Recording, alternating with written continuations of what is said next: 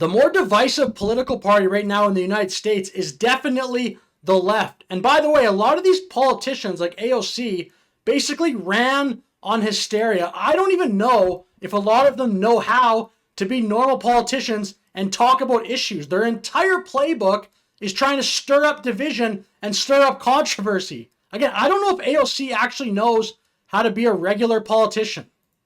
We are about to enter a political period that will have consequences for the rest of our lives. We cannot give up. We now find ourselves in a time in history that has precedent, and we find ourselves, I believe, in a time where there are, let's say, peers in history of mass movements of people that mobilize to protect one another in times of fascism and authoritarianism. And this is the... You notice how she's like smiling when she says that? Like, what were you smiling because you just know the words? Like, create a rise in people? Why are you smiling when you say that? Times of fascism and authoritarianism. And this is... Does that look like she believes it? She's smirking. Is the era that we are poised to enter. And so look, she doesn't actually, she only knows how to do that. She was basically a candidate that ran on hysteria. I don't think she this is just all she can do. If she wants to stay in politics, she has to kind of hope that people buy this. I've never heard her say anything intellectual or interesting on economics. Have you? She's maybe said tax the rich. But she better hope that people buy this whole hysteria, division crap. But I really think they're not going to. I'm going to make another video on that in the future. The left's whole resistance thing, I think the average person has just is going to shrug that off this time. Finally, we talk a lot about these different demographics and these assumptions of where they're going to go. Latinos in Texas, a district that's 97% Latino, went 75 percentage points for Donald Trump. Why? Misogyny. It's on the border. It's the border misogyny. crisis is on their doorstep. Misogyny, hate each other, be divided.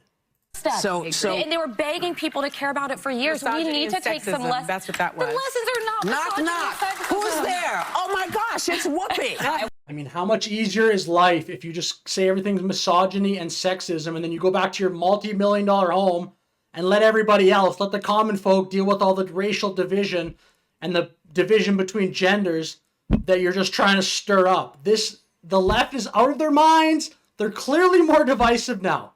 They don't even want to consider that somebody voted for Trump for a legitimate reason.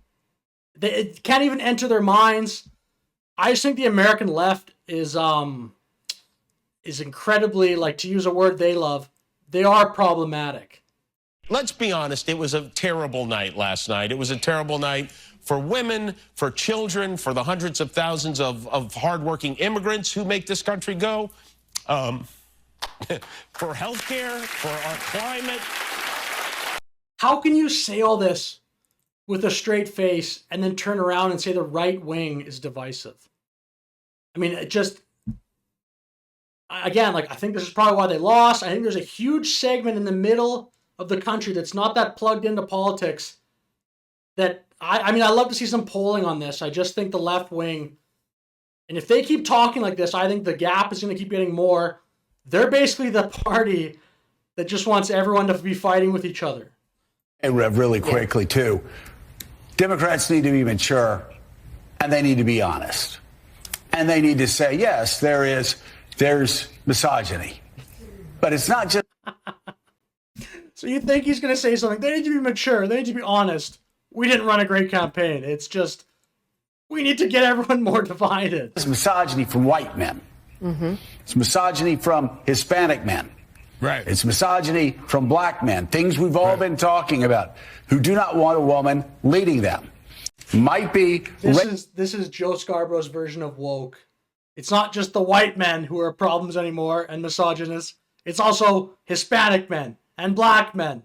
You're so progressive, dude. Apparently everyone that doesn't vote in your political party or whatever you think is misogynist. Again, I think this is actually a function. I'll finish with this point. The left has gone through a period, 2015 to 2022, where this would actually work. You could be AOC and just stir up controversy, point out everything that's bad, everything that someone says that's a little bit could be perceived as sexist. That actually would win you elections. But somewhere along the way, the left forgot how to argue. They don't even know what they think about economics. Like Kamala Harris, almost nobody on the left could actually lay out an economic vision of hers that made any sense. Like a child tax credit, a first-time homeowner's tax credit. Other than that, what did she think on economics? Nobody can even really say. Even people like Mark Cuban that would go it. I just think the left, I don't know. I think there's a ton of rot in the Democratic Party right now. They're going to have to figure out a way to talk about issues and not just go to this divisive route. It's not going to work. So anyway, I'll finish the video here, but thank you very much for watching and have a great day.